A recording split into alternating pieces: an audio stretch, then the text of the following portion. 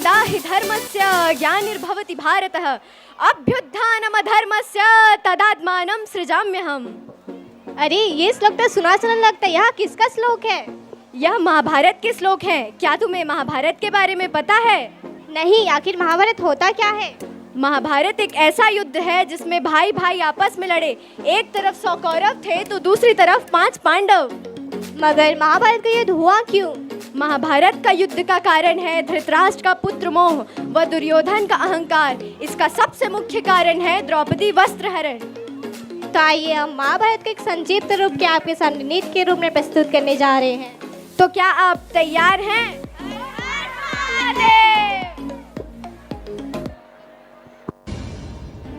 उस दिन कौरवों की राजसभा में अपमानित हुई औरत, एक स्त्री की गरिमा हुई आहत और आरंभ हो गया काल चक्र का सबसे प्रचंड युद्ध, महाभारत।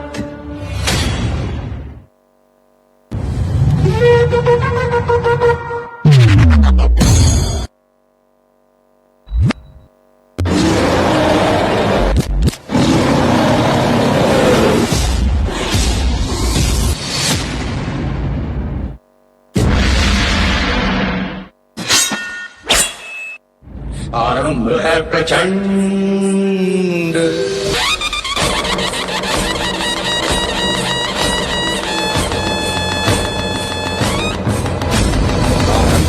प्रचंड बोल मस्तकों के झुंड, आज जंग की घड़ी की तुम गुहार दो।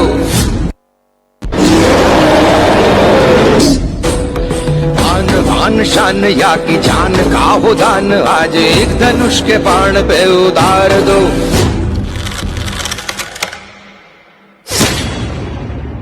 निर्णय होगा अब कि कौन पहनेगा मुकुट और कौन झुकाएगा सिर।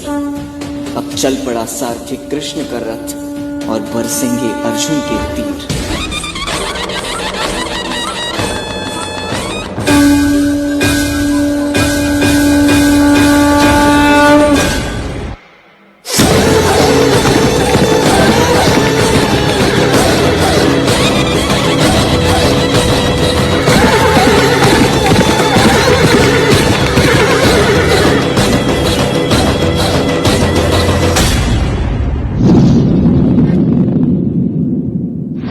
मेरे भाई मेरे शत्रु बनकर सामने खड़े हैं और गुरु द्रोण पितामह मेरे पूजनीय और बड़े हैं।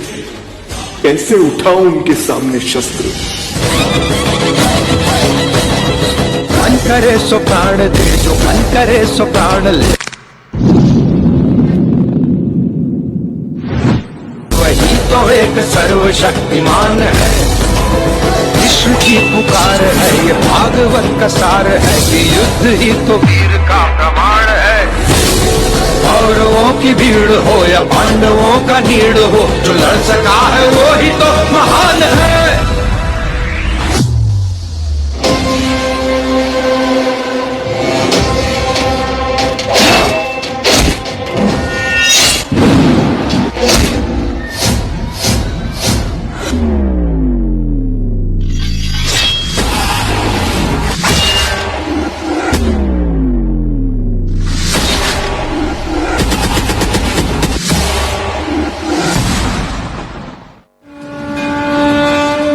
यदि ना बढ़ता तो ये युद्ध कदाचित ना होता।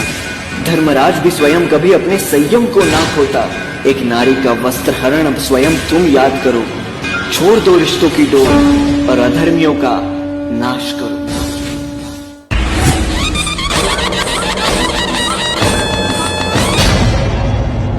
आरंभ है प्रचंड, आरंभ है प्रचंड बोल मस्तकों के झुंड, आज जंग की घड़ी की तुम गुहार दो। आन बान शान या की जान का हो दान, आज एक धनुष के बाण पे उतार दो। आरंभ है प्रचंड, आरंभ है प्रचंड, आरंभ है प्रचंड।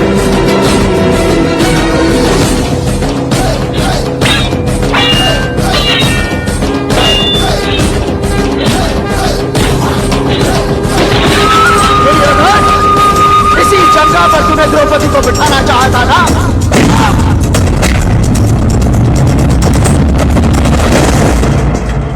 जब जब स्त्री का अनादर हुआ, इतिहास की लिपि बदल गई। एक दुशासन ने द्रौपदी का आंचल खींच लिया, कुरुक्षेत्र में 100 भाइयों की चिता जल गई। नियति साक्षी है कि जो स्त्री का आदर भुला देता है, समय उसे मुट्ठी भर राख बना के हवा में उड़ा देता है। यत्र नार्यस्तु पूज्यन्ते रमन्ते तत्र देवता।